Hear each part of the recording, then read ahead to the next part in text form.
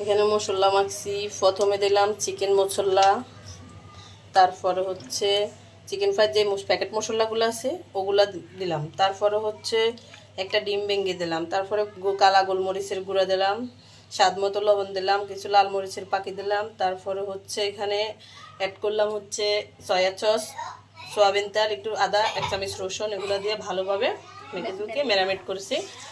এখন প্রায় 2 ঘন্টা পরে এটাকে আবার এখন তেলে ছাড়বো। আর এদিকে অপর পাশে আমরা এটার জন্য বেসন তৈরি করে নিয়েছিলাম, বেসনে অ্যাড করা হয়েছে।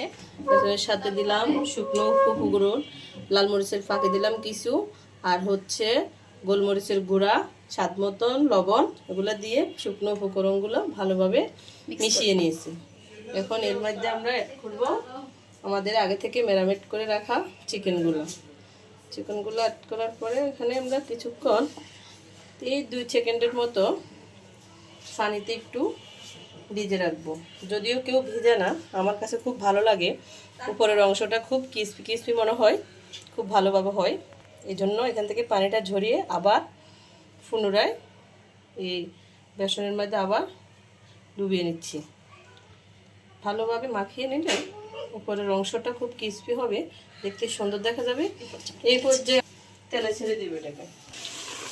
এভাবে একে একে আমরা সবগুলো ছেড়ে দেবো। এভাবে আমরা একে একে সবগুলো চিকেন ভিজিয়ে উঠিয়ে নিব।